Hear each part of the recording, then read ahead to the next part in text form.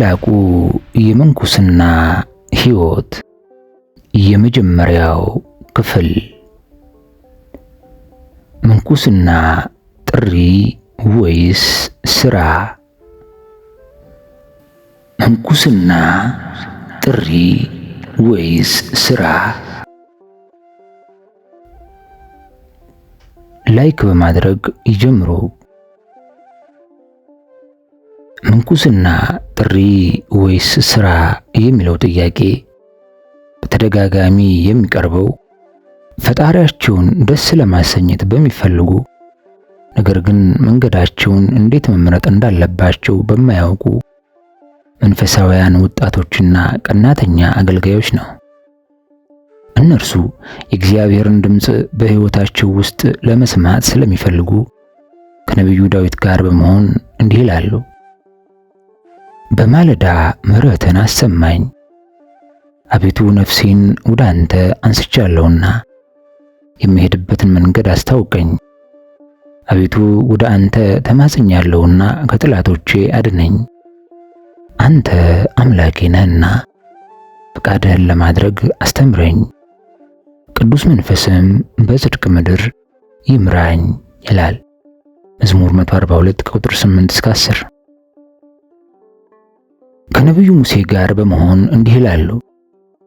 አሁንም በፊትህ ሞገስን አግኝቼ እንደሆነ አውቀህ ዘንድ በፊትህም ሞገስን አገኝ ዘንድ መንገድህን እባክህ አሳየኝ። ይህም ሕዝብህ እንደሆነ ተመልከት ይላል ዘጸአት 33 ከቁጥር 13። እነርሱ ስለ ነፍሳቸው ድህነት ሲሉ የጸሎትና የአምልኮ ሕይወት የሆነውን የምንኩስና ሕይወት ይመርጣሉ፣ ወይም በዓለም ውስጥ ያለውን መንጋ ለመጠበቅ የክህነት ሕይወትን ይመርጣሉ፣ ወይም የአንድን ሰው ሕይወት በዓለም ውስጥ በሚገኝ አገልግሎት ላይ ለማዋል ሲሉ ድንግልናን ወይም ብሕትውናን ይመርጣሉ፣ ወይም ደግሞ እንደ ጵርስቅላና እንደ አቂላ ቤት ምሳሌ ለመሆን ይችሉ ዘንድ በትዳር ሕይወት ውስጥ የተባረከ የክርስትና ቤተሰብን ይመሰርታሉ። እዚህ ላይ አጉልተን ለማሳየት የምንሞክረው ግን ጥሪ የሆነውን የምንኩስናን ሕይወት ሲሆን በዚህም ወጣቶች ላቀረቧቸው ጥያቄዎች መልስ እንሰጣለን። ግራ ለተጋቡትም እረፍት ይሆናል። ጥሪና ምርጫ። መጽሐፍ ቅዱስ የምንኩስናን ሕይወት ጥሪና ምርጫ መሆኑን አስመልክቶ የተናገረውን ለማወቅ ከፈለግን አስቀድመን ሐዋርያው ቅዱስ ጳውሎስ ለሮሜ ሰዎች የጻፈውን መልእክቱን መመርመር ያስፈልገናል። እርሱ እንደዚህ ነው ያለው። ልጁ በብዙ ወንድሞቹ መካከል በኩር ይሆን ዘንድ አስቀድሞ ያወቃቸው የልጁን መልክ እንዲመስሉ አስቀድሞ ደግሞ ወስኗልና፣ አስቀድሞም የወሰናቸውን እነዚህን ደግሞ ጠራቸው፣ የጠራቸውንም እነዚህን ደግሞ አጸደቃቸው፣ ያጸደቃቸውንም እነዚህን ደግሞ አከበራቸው ይላል የሮሜ መልእክት ምዕራፍ 8 ከቁጥር 29 እስከ 30። ምንም እንኳን ሐዋርያው በዚህ ንባብ ውስጥ ስለ ድህነት ቢጠቅስም እኛም ይህንን ጥቅስ በምንኩስና ሕይወት ላይ ተግባራዊ አድርገነዋል። እግዚአብሔር አምላክ አስቀድሞ ያወቃቸውን ወስኗቸዋል፣ የወሰናቸውንም ጠርቷቸዋል።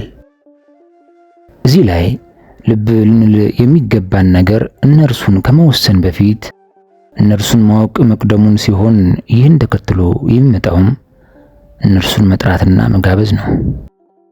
ይህ የሚያሳየን ደግሞ መምረጥና መጥራት የሚመሰረተው አስቀድሞ በማወቅ ላይ መሆኑን ነው። ይህን ማለትም እንደርሱ አምላክነትና ወሰን እንደሌለው ዕውቀቱ ከሆነ እግዚአብሔር አምላክ አስቀድሞ ያወቃቸው ሰዎች የእርሱን ግብዣ ይቀበላሉ። ለጸሎትና ለአምልኮ የሚሆን እምቅ ኃይል በእነርሱ ውስጥ እንዳለ ተመልክተዋል። በዚህ አማካኝነትም ለምንኩስና ሕይወት ጠርቷቸዋል ማለት ነው። ለምንኩስና ማዕረግ ዝግጁ የሆነ ተመለከታቸውን ሰዎች ደግሞ ለዚህ በረከት ጠርቷቸዋል። ከዚህ በተመሳሳይ ሌሎቹን ለሌላ አገልግሎት በረከት ጠርቷቸዋል። ይህ ሊሆን የቻለውም እግዚአብሔር አምላክ ማንኛውንም ነገር ከመሆኑ በፊት አስቀድሞ ስለሚያውቅና እያንዳንዱን ሰው ከመወለዱ አስቀድሞ ስለሚያውቅ ነው። ነቢዩ ዳዊት ይህን አስመልክቶ ሲናገር እንዲህ ብለዋል። አቤቱ መረመርከኝ አወከኝም፣ አንተ መቀመጤንና መነሳቴን አወክ፣ አሳቤን ሁሉ ከሩቅ አስተዋልክ። ፈለጋዬንና ዕረፍቴን አንተ መረመርክ፣ መንገዶቼን ሁሉ ቀድመህ አወክ። የአመፃ ቃል በአንደበቴ እንደሌለ አቤቱ አንተ እነሆ የቀድሞውንና የኋላውን አወክ። አንተ ፈጠርከኝ፣ እጅህንም በላይ አደረክ። እውቀትህ ከእኔ ይልቅ ተደነቀች፣ በረታች፣ ወደ እርሷም ለመድረስ አልችልም ይላል መዝሙር 138 ከቁጥር 1 እስከ 6። ዳዊት እንዲህ በማለትም ተናግሯል። አቤቱ አንተ ኩላሊቴን ፈጥረሃልና በእናቴም ሆድ ሰውረኸኛል። ግሩምና ድንቅ ሆኜ ተፈጥሬአለሁና አመሰግንሃለሁ። ሥራህ ድንቅ ነው፣ ነፍሴም እጅግ ታውቀዋለች። እኔ በስውር በተሰራሁ ጊዜ፣ አካሌም በምድር ታች በተሰራች ጊዜ አጥንቶቼ ከአንተ አልተሰወሩም። ያልተሰራ አካሌን ዓይኖችህ አዩኝ። የተፈጠሩ ቀኖቼ ሁሉ አንድ ስንኳ ሳይኖር በመጽሐፍ ተጻፉ ይላል። ነቢዩ ዳዊት በሌላ መዝሙሩም እንዲህ በማለት ዘምሯል። እግዚአብሔር አምላክ ከሰማይ ተመለከተ፣ የሰውንም ልጅ ሁሉ አየ። ከማደሪያው ቦታ ሆኖ በምድር ወደሚኖሩ ሁሉ ተመለከተ። እርሱ ብቻውን ልባቸውን የሠራ ሥራቸውንም ሁሉ የሚያስተውል ይላል መዝሙር 32። ስለሆነም እግዚአብሔር አምላክ ያለፈውን በትክክል እንደሚያውቅ ሁሉ የሚመጣውንም ያውቃል። የእያንዳንዱን ሰው ችሎታና ሁኔታውን በስሙና በስሟ ያውቃል። ስለዚህ ሙሴ እንዲህ አለ። ሙሴም እግዚአብሔርን እነሆ አንተ ይህን ሕዝብ አውጣ ትለኛለህ፣ ከእኔም ጋር የምትልከውን አላስታወከኝም። አንተም በስምህ አወቅሁ፣ ደግሞም በእኔ ፊት ሞገስን አገኘ አልከኝ። ዘጸአት 32 ቁጥር 12። አንድ ሰው እርሱ ወይም እርሷ ለምንኩስና ሕይወት መጠራታቸውን የሚያውቁት እንዴት ነው? አንድ ሰው ወደ ምንኩስና ሕይወት መጠራቱን ለይቶ ለማወቅ እርሱ ወይም እርሷ ራሳቸውን በሚከተሉት ዝንባሌዎች አማካኝነት መፈተን ይችላሉ። አንደኛ፣ ለድንግልና ሕይወት የሚሆን ታላቅ ፍቅርና በዚህ አማካኝነት ለሚገኘው አክሊል የሚኖር ከፍተኛ ጉጉት አስፈላጊ ነው። ለጌታችንና ለመድኃኒታችን ኢየሱስ ክርስቶስ ለእመቤታችን ለቅድስት ድንግል ማርያም በብሉይ ኪዳን ዘመን ለነበሩት ነቢያትም ማለትም ለኤልያስ፣ ለኤልሳ፣ ለኤርምያስ የድንግልና ሕይወት አድናቆት መስጠትም አስፈላጊ ነው። ከዚህ ሌላ ለመጥምቁ ዮሐንስና ለሐዋርያው ለቅዱስ ጳውሎስ የሆነ የድንግልና ሕይወት በረከትም አለ። ለድንግልና ሕይወት በሚጠሩና ይህንኑ ሕይወት በሚያደንቁ ጥቅሶች ላይ ልዩ አድናቆትና ተመስጦ ማድረግ፣ ለምሳሌ መድኃኒታችን ኢየሱስ ክርስቶስ ይህን አስመልክቶ ሲናገር ይህ ነገር ለተሰጣቸው ነው እንጂ ለሁሉ አይደለም ብሏል። በዚህም የድንግልና ሕይወት ከብርሃን አባት ከእግዚአብሔር ዘንድ የሚወርድ መልካምና ድንቅ ስጦታ መሆኑን ማወቅ። ጌታ ከዚያው አያይዞ ሲናገር ይህንን ብሏል። በእናት ማኅፀን ጃንደረቦች ሆነው የተወለዱ አሉ፣ ሰውም የሰለባቸው ጃንደረቦች አሉ። ስለ መንግሥተ ሰማያትም ራሳቸውን እየሰለቡ ጃንደረቦች አሉ ይላል ማቴዎስ 19 ቁጥር 11። የቅዱስ ጳውሎስን ቃላት መውደድና በእነርሱ ላይ በተመስጦ መቆየት፣ ስለ ጻፋችሁልኝስ ነገር ከሴት ጋር አለመገናኘት ለሰው መልካም ነው። አንደኛ ቆሮንቶስ 7 ቁጥር 1። ላላገቡና ለመበለቶች ግን እላለሁ እንደ እኔ ቢኖሩ ለእነርሱ መልካም ነው። አንደኛ ቆሮንቶስ 7:8። ያላገባው ጌታን እንዴት ደስ እንዲያሰኘው የጌታን ነገር ያስባል። ያገባው ግን ሚስቱን እንዴት ደስ እንዲያሰኛት የዓለምን ነገር ያስባል፣ ልቡም ተከፍሏል። ያልተጋባች ሴትና ድንግል በሥጋም በነፍስም እንዲቀደሱ የጌታን ነገር ያስባሉ። የተጋባች ግን ባሏን እንዴት ደስ እንድታሰኘው የዓለምን ነገር ታስባለች። ይህንንም ለራሳችሁ ጥቅም እላለሁ፣ በአግባብ እንድትኖሩ ሳትባክኑም በጌታ እንድትጸኑ ነው እንጂ ላጠምዳችሁ ብዬ አይደለም። አንደኛ ቆሮንቶስ ምዕራፍ 7 ቁጥር 33። እርሱ ወይም እርሷ ስለ ድንግልና ሕይወትና ስለ ምንኩስና ሕይወት በረከት የሚናገሩ መንፈሳዊ መጻሕፍትን ለማንበብ ልዩ ፍላጎት ይኖራቸዋል። በምንም አይነት ተጽዕኖ ወይም ግዴታ አይጠቁም።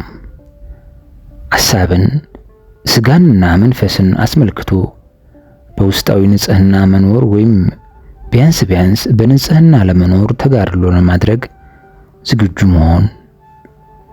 እርሱ ወይም እርሷ ጋብቻ ቅዱስ መሆኑን ቢያውቁም እርሱ ወይም እርሷ ክርስቲያን የፍጹምነት ቁንጮ ላይ ለመድረስ የድንግልናና የምንኩስና ሕይወት ይመርጣሉ። ሐዋርያው እንዲህ ብሎ እንደተናገረ እንዲሁም ድንግልን ያገባ መልካም አደረገ፣ ያላገባም የተሻለ አደረገ ይላል። አንደኛ ቆሮንቶስ ምዕራፍ 7 ቁጥር 38። ገንዘብ፣ ስልጣንን፣ ዝናን ወዘተ አለመውደድ ከቅዱሳን ሰዎች አንዱ እንዲህ ማለት እንደተናገረ በእግዚአብሔር ለመታወቅ የምትፈልግ ከሆነ በሰዎች ዘንድ ለመታወቅና ታዋቂነትን ለማግኘት አትሞክር ይላል። እርሱ ወይም እርሷ ከልብ ሆነው የሚያገኟቸውን ሰዎች ማለትም ቤተሰብን፣ ዘመዶችንና ጓደኞችን በመተው የመድኃኒታችን ኢየሱስ ክርስቶስ ፍቅር የሚመርጡ መሆን አለባቸው። ጌታ ይህንን አስመልክቶ ሲናገር እንዲህ ብለዋል። ከእኔ ይልቅ አባቱን ወይም እናቱን የሚወድ ለእኔ ሊሆን አይገባውም። ከእኔ ይልቅም ወንድ ልጁን ወይም ሴት ልጁን የሚወድ ለእኔ ሊሆን አይገባውም ይላል። የማቴዎስ ወንጌል ምዕራፍ 10 ከቁጥር 37። ሌላው ተመስጦን፣ ብቸኝነትንና ጸሎትን መውደድ፣ መድኃኒታችን ኢየሱስ ክርስቶስን በመውደድ ሐሴት ማድረግ፣ ከተወዳጁ ከኢየሱስ ክርስቶስ ጋር የሚያልፍ ጊዜን እጅግ ውድ የሆነ ጊዜ አድርጎ መቁጠርና ሕይወትን እውነተኛና ጣፋጭ በሆነ መንፈሳዊ ስሜት መሙላት። ሶርያዊው ቅዱስ ይስሐቅ ኢየሱስ ክርስቶስን የሚወድ ሰው ሁልጊዜ በበዓቱ ውስጥ ብቻውን መቀመጥን ይወዳል በማለት ተናግሯል። አምስተኛው ዘወትር በዝምታ ውስጥ ለመቆየትና የአርምሞን ፍቅር ገንዘብ ለማድረግ ዝግጁ መሆን፣ እንዲሁም ከሰዎች ጋር መቀላቀልን ወይም ረብ የሌላቸው ነገሮችን ከማድመጥ መታቀብ መቻል ነው። ስድስተኛ ትዕግስትንና መቻልን ለመቀበል ዝግጁ መሆን፣ እርሱ ወይም እርሷ የፍቅርን ትእዛዝ ተግባራዊ ለማድረግ ማገልገልንና መስዋዕት መሆኑን መፈጸም፣ እርሱ ወይም እርሷ በምንኩስና ሕይወት ውስጥ ያለውን የትዕግስት ትእዛዝ ተግባራዊ ለማድረግና ለመፈጸም መለማመድ አለባቸው። ይህ ደግሞ ከመጀመሪያው ትእዛዝ ይበልጣል። መድኃኒታችን ኢየሱስ ክርስቶስ ይህን አስመልክቶ ሲናገር እንዲህ ብሏል። መስቀሉንም የማይዝ በኋላይም የማይከተለኝ ለእኔ ሊሆን አይገባም ይላል። ማቴዎስ 10 ከቁጥር 38። ጌታ እንዲህም ብሎ ተናግሯል። በመታገሳችሁም ነፍሳችሁን ታገኛላችሁ። ሉቃስ 21 ከቁጥር 19። ሰባተኛ ሊፈጸም ከሚገባው ሥራ ጋር የሚዛመድ ማንኛውንም አይነት ትእዛዝ ለመቀበል ዝግጁ መሆን፣ ለተፈጸመ ለማንኛውም ስህተት ይቅርታ ለመጠየቅ መፋጠን፣ ከሰዎች ጋር ለመስማማት ትሑትና ቀላል ሆኖ መገኘት። ከግል ልምድ በመነሳት እርሱ ወይም እርሷ እነዚህን የበጎነት ሥራዎች ገንዘብ ማድረግ ካልቻሉ በምንኩስና ሕይወት ውስጥ ይጠፋሉ። ስምንተኛ ሀብትና ንብረትን በመካድ ለጾም፣ ለታማኝነትና ለምናኔ ዝግጁ መሆን። ሐዋርያው ቅዱስ ጳውሎስ ምግብና ልብስ ከኖረን ግን እርሱ ይበቃናል፣ በማለት እንደተናገረ ቀደም ሲል ከላይ የተጠቀሱት ነጥቦች ሁሉ በመንፈሳዊነት ለዳበረና በምንኩስና ሕይወት አማካኝነት ወደ ፍጹም ደረጃ ለመድረስ ለሚጓጓ ሰው አስፈላጊ ነገር ናቸው። እርሱ ከታወቀው ዓለምና በዓለም ሥራ ባተሌ ከመሆን ርቋልና። ይሁን እንጂ በዓለም ውስጥ የሚኖረው ሰው አስቸጋሪ የሆኑ ኃጢአቶችን ለማሸነፍ ሲታገልና ይህንኑ ለማድረግ ሲል በራሱ ወይም በራሷ ደካማ ፈቃድ ምክንያት ወይም ኃጢአት በእርሱ ወይም በእርሷ ላይ ሉዓላዊነት ሲኖረው ይወድቃል። ወይም ደግሞ እርሱ ወይም እርሷ በቤታቸው ባለው እርኩሰት ውስጥ የሚኖሩ ከሆነ በንስሐ ሕይወትና በቅድስና ሕይወት ውስጥ ለመኖር አስቸጋሪ ይሆንባቸዋል። እነርሱን ያፈናቸው አካባቢ ቅድስናን እንዳያገኙት ያደርጋቸዋል። በዚህ ጊዜ ይህ ሁኔታ እርሱ ወይም እርሷ ራሳቸውን ስለ ድህነታቸው ሲሉ ወደ ምንኩስና ሕይወት ይመሩ ዘንድ ሥራና ትእዛዝ ይሆንባቸዋል። ስደት ወደ ምድረ በዳ። ይህ እርሱን የከበበውንና ለሞት ሊያደርሰው የሚችለውን አካባቢ እንዲተው ያደርገዋል። ጥፋት ሙሉ በሙሉ ሊመጣ የማይቀርና ተረጋገጠ ነውና ንጹሕና ቅዱስ በሆነው ምድረ በዳ ውስጥ ለመኖር የበጎነትና የጽድቅ ሥራን በመስራት በረከትን ለማግኘትና የመነኮሳትን አሰረ ፍኖት ለመከተል ይወጣል። በዚያም በገዳም ውስጥ የንስሐና የድህነት ሕይወት መኖር ይጀምራል። የምንኩስና ግብዣዎች ምሳሌዎች። አንዳንድ አባቶች ስለ ምንኩስና ግብዣዎች የራሳቸውን የሆኑ ታሪኮችን ይናገራሉ። አንድ አባት እንዲህ ብለዋል። ትምህርቴን ጨርሼ ስመረቅ ደስተኛ ቤተሰብ፣ ሚስትና ልጆች እንዲኖሩኝ ዘወትር ህልም አልም ነበር። ከምርቃት በኋላ ግን የሚመቸኝን ሥራ ለመስራት አልቻልኩም። ስለሆነም ወደ እርሱ ቀርብ ዘንድ ወደ እግዚአብሔር መጸለይን ቀጠልኩ። በመጨረሻ እጅግ በጣም ጥሩ ሥራ አገኘሁ። በዚያም ለምንኩስና ዕቅዶች ካሉት ከአንድ ታማኝ አገልጋይና የሥራ ባልደረባ ጋር ተገናኘን። እኔም ከእርሱ ጋር ማገልገል ጀመርኩ። ብዛት ያላቸው መጽሐፍትን አነበብኩ። ስለ ድንግልና ሕይወትና የድንግልና ሕይወት ለወጣቶች ያለውን ጠቀሜታ በተመለከተም ያለኝን ሐሳብ አዳበርኩ። ቀስ በቀስ የጋብቻ ሐሳብ መጥፋት ጀመረ። ከዚህ በኋላ ገዳም ለመግባት እቅድ ካለውና ስለ ምንኩስና ሕይወት በስፋት ከሚናገር ሰው ጋር ተገናኘሁ። ውሎ አድሮ ይህ ወዳጄ ወደ ገዳም ሄደና መነኮሰ። ደብዳቤ እንለዋወጥ ጀመር። እርሱም በደብዳቤዎቹ ያለኝን እንዲህ ያለውን የተባረከ ዕድል ለማጥፋት ምንም አይነት ነገር እንዳላደርግ በምክሮቹ ያበረታታኝ ነበር። ከሁለት ዓመታት በኋላ በጥልቀት ካሰብኩበትና ጉዳዩ በእግዚአብሔር እጆች ውስጥ ከጣልኩት በኋላ የዓመት የሥራ ፈቃዴን በገዳም ውስጥ ለማሳለፍ ወሰድኩ። በዚያም እግዚአብሔር አምላክ ጻድቃን ከሆኑት አባቶች መካከል ከአንዱ ጻድቅ አባት ጋር እንድገናኝ ሁኔታዎችን አዘጋጀልኝ። ለሰዓታት ከተወያየን በኋላ ወደ ምንኩስና ሕይወት ብገባ ችግር ሊፈጥሩብኝ ይችላሉ ብዬ የማስባቸውን ጉዳዮች በሙሉ ከሕሊናዬ ውስጥ ጠፉልኝ። ከጥቂት ጊዜ በኋላ ስራዬን በፈቃዴ ለቀቅኩና መንፈሳዊ መጽሐፍቶቼን በሙሉ በመያዝ ወደ ገዳም ገባሁና ምንኩስናን ተቀበልኩ። ሌላው አባት ደግሞ እንዲህ በማለት ተናግረዋል።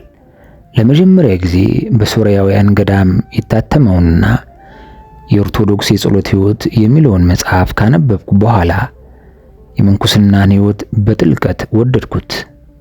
በዚያን ጊዜ ገና በሁለተኛ ደረጃ ትምህርት ቤት ውስጥ ነበርኩ። መጸለይ፣ ለብቻዬ መገለልና ማፈግፈግ እወድ ነበር። እነዚህም ታላቅ መደላደል ይሰጡኝ ነበር። ከእግዚአብሔር ጋር የማሳልፈው ጊዜም ሰላምና ደስታ ይሰጡኝ ነበር። የከፍተኛ ሁለተኛ ደረጃ የትምህርት ውጤቴን በመጠባበቅ ላይ ያለው በሕልሜ የትምህርት ቤቱን ጸሐፊ ስለ ውጤቴ ሲጠይቃት ተመለከትኩ። በዚህ ጊዜ እግዚአብሔር አምላክ ስለ ውጤቶች ስለምን ትጨነቃለህ? መነኩሴ ልትሆን አይደለም እንዴ? በማለት መልስ ሰጠኝ። በሚቀጥለው ቀን ከእንቅልፌ ስነቃ ተደላድዬ ተጽናንቼ ነቃሁ። ከዚህ በኋላ ወደ ዩኒቨርሲቲ ገባሁና ተመረቅኩ። ስራም ያዝኩ። ባለኝ ታማኝነት ሁሉ ለምንኩስና ሕይወት የነበሩኝ እቅዶች በዚህ አደገኛ የወጣትነት ወሳኝ ጊዜያቶች ሁሉ ከብዙ ነገሮች ከልክለውኝና ጠብቀውኝ ነበር። ጊዜው ብዙ ወጣቶች በመጥፎ ልማዶች በውድቀትና በጥፋት የሚጠፋበት ጊዜ ነበርና በዚህ ጊዜ ውስጥ አዘውትሬ ወደ ገዳም እሄድ ነበር። በመጨረሻ ወደ ገዳም ለመሄድና ምንኩስና ለመቀበል ወሰንኩ። ከጥቂት ቀናት በኋላ ግን በአንዳንድ ሐሳቦች ተሸነፍኩ። ስለሆነም ከገዳም ወጣሁና ወደ ዓለም ተመለስኩ። ከምንኩስና ሕይወት ሐሳብ ነፃ እወጣ ዘንድ ከዕለታት አንድ ቀን የከተማው የኤሌክትሪክ ባቡር ፍጥነቱን ለመቀነስ ሲጀምር ራሴን ወደዚያ ስወረውር ራሴን ከሐዲዱ ስር አገኘሁት። ሰዎች ሲጮሁ ይሰማኛል። አደጋው አሰቃቂ ነበር። ይሁን እንጂ ሰዎቹ መጥተው ከሐዲዱ ላይ ጎትተው ሲያወጡኝ በሚያስደንቅ ሁኔታ ከጥቂት መላላጦች በስተቀር ምንም አይነት ከባድ አደጋ አልደረሰብኝም ነበር። ይህ ከሆነ በኋላም አንድ ሰው ይመለከተኝ እንደነበርና ሌላ ሰው በባቡሩ ተሽከርካሪ የብረት ጎማዎች ከመመታታት ያግደኝ እንደነበር ነገረኝ። ከዚህ አደጋ በኋላ ወደ ቀደመው ስለቴ ይኸውም ከእግዚአብሔር ጋር ወደሚሆን የምንኩስና ሕይወቴ ተመለስኩ። ይህን ሳደርግም ምንኩስና ማለት ለዓለም መሞት ከሆነ ለእኔ የሚሻለኝ ከኢየሱስ ክርስቶስ እግሮች በታች መሞት መሆኑን እያሰብኩ ነበር።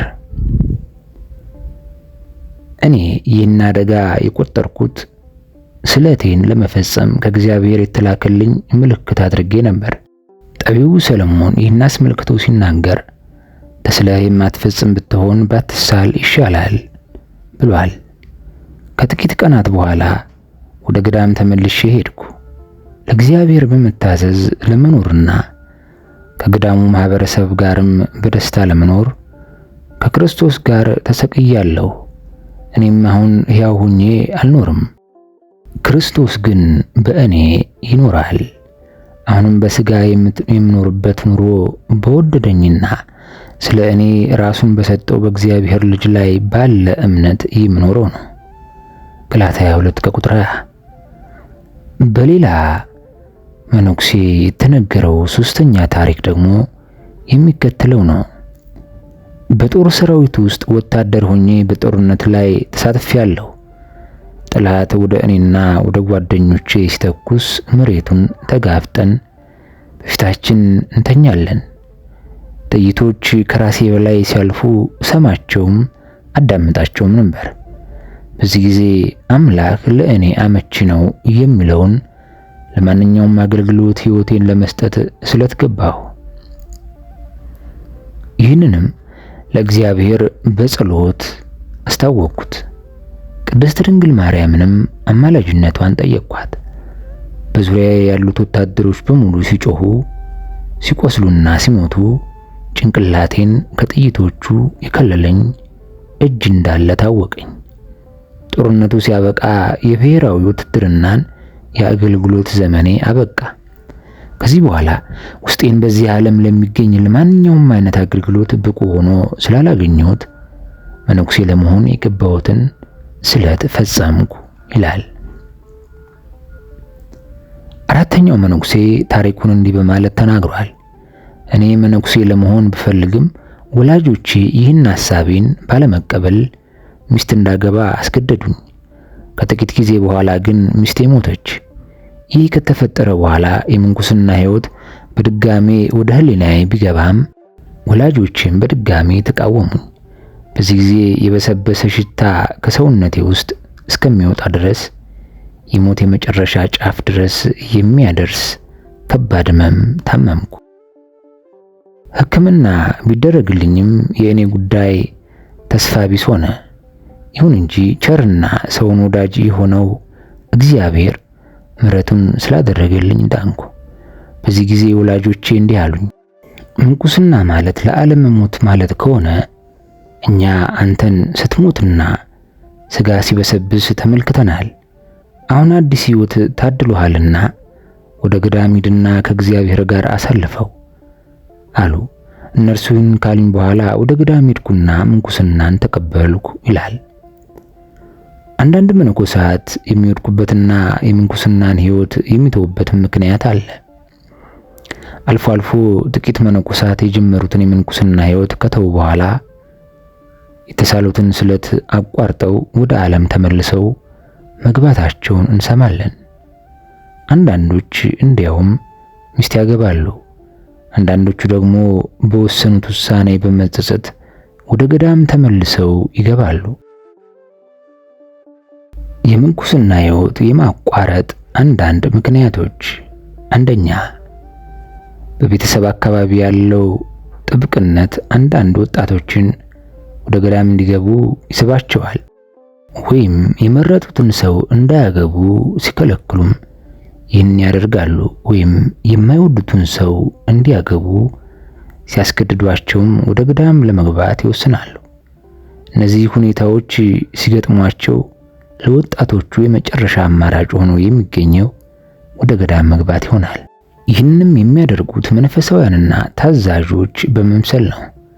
ከጥቂት ጊዜ በኋላ ግን ከብቸኝነት ሕይወት ጋር ስለሚጋፈጡ የማይቻሉና አስቸጋሪ ፈተናዎች ስለሚገጥሟቸው በታላቅ እፍረት ወደ ዓለም ተመልሰው ይገባሉ። አንዳንድ መነኮሳት ወደ ገዳም የሚመጡት በቤተ ክርስቲያን ውስጥ የክህነት ስልጣንና የመሪነት ስልጣን ለማግኘት ነው። ይህ ነገርም ሊሳካላቸው የማይችል ከሆነ የምንኩስናን ሕይወት ያቋርጣሉ። ሌላው አንዳንድ መነኮሳት ደግሞ የምንኩስናን ሕይወት ትክክለኛ በሆነ ሐሳብና ለዚህ ሕይወት በሚሆን ጥሪ ከጀመሩ በኋላ ያቋርጣሉ። እነዚህ መነኮሳት ይህን ሕይወት አቋርጠው የሚመጡት ጸሎትን፣ ጾምን፣ ውዳሴን ወዘተ አስመልክቶ ያለውን የገዳሙን መመሪያ ለመከተል ፈቃደኛ ሆነው ሳይሆን ሲቀር ነው። እነዚህ መመሪያዎች የተደነገጉት በቀደሙት አባቶች ውስጥ ባደረው በመንፈስ ቅዱስ አማካኝነት ነው።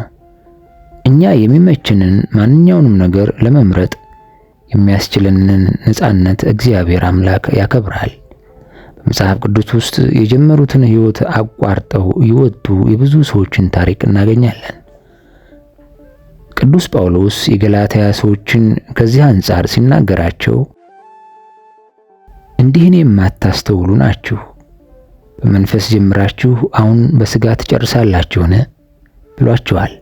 እነዚህን ለሚመስሉ ሰዎች አወዳደቅም እንዲህ ብሎ ጽፏል።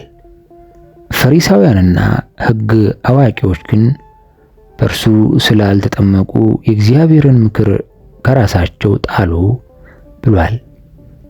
እነዚህ ሁሉ ሰዎች በመንፈስ ጀምረው ነበር።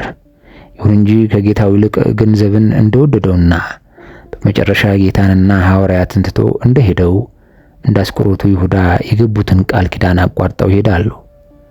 ከዚህ በተጨማሪ ዲያቆኑ ኒቆላስም የገባውን ቃል አፍርሷል።